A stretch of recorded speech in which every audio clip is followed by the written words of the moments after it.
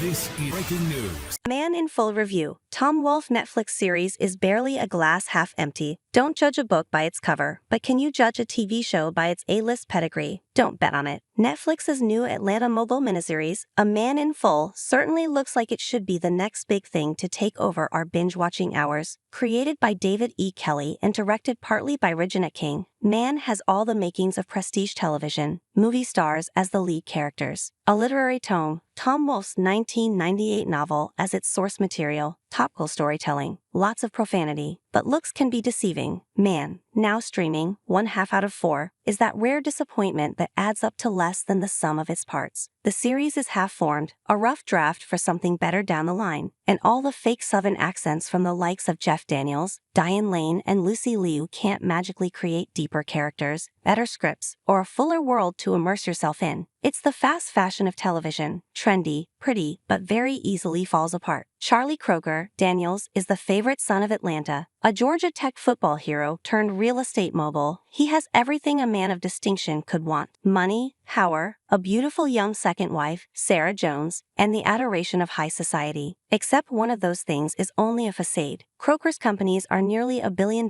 in debt, and the bank has come calling. That charge is led by mousy Raymond Peatgrass, Tom Pelfrey, a middle manager whose hatred of Charlie goes beyond professional rivalry, and Harry Sale, Bill Camp, an alpha male wanting out to beat Charlie in the financial arena. In chaos and about to lose everything, Charlie turns to his chief counsel, Roger White Amlameen, a man with a strongly ingrained sense of justice who tries to keep his hands clean amid the dirty dealings in Atlanta. Roger is currently being hounded by his old fraternity brother and incumbent mayor Wes Jordan, William Jackson Harper, the Good Place, for help digging up dirt on his conservative opponent, and Roger is trying to help Conrad, John Michael Hill, a black man who has been arrested after a racially fraught run-in with law enforcement. Rounding out the already unwieldy story is Martha Croker, Lane, Charlie's ex-wife with plenty of hate for her former spouse, and her best friend Joyce Newman, Liu, who is trying to keep part of her past a secret amid the politicking in the city's elite. It's a lot, and Kelley and the writers are never clear about who the star of this story really is. Is it Charlie, an Ozymandias-type king doomed to fail under his own hubris? Is it Raymond, the Iago channeling his insecurities into war with a stronger opponent? Is it Roger, a black man torn up on the inside, a Don Quixote unsure about the realities of the world? I'm using a lot of high-minded literary references because Man fancies itself a high-minded work of art, all metaphor, allegory, and foils, the language of Wolfe's novel. But these devices are so weak they blow away in the wind. The series misses the building blocks of good storytelling in pursuit of the cherries on top of the sundae. The characters aren't nearly deep enough, and it's impossible to discern most of their motivations. That's especially true of Harry, who hates Charlie for no good reason, and Martha, who has no personality that isn't related to her ex-husband. Joyce is a plot device dressed in fashionable high heels, and Charlie's wife Serena marks a criminal underuse of Jones, who proved herself deeply skilled in For All Mankind. Atlanta is the setting, but it's meant to be more than that. It's meant to be the context of every scene and sentence of dialogue. It should be as deeply drawn as a fictional world like Westeros or Middle-earth. But other than Daniel's accent and the racist judge that Conrad faces, Man could be set in any major city in America. And that's not good enough. Speaking of that accent, Daniels slathers it on his performance like too much gravy on biscuits. He seems to ooze rather than act. He's a cartoon character, which would work if the series was purely a soap opera, but it's trying, and failing, to be more important than a soap. In one moment you see two horses mating, and in another, a black man is being swallowed whole by a legal system designed to ruin his life. The two halves don't mesh together. There's a sense that Netflix was attempting to cash in on the lifestyles of the rich and famous Schadenfreude from HBO's hit Succession, which ended last year. But Man fails to achieve the scope or satire that made Succession so successful. There's a watchable quality you can find in any of Kelley's series, but the sheen wears off quickly. It's not addictive or delicious, no Big Little Lies or Ally McBeal drama to keep you wanting more.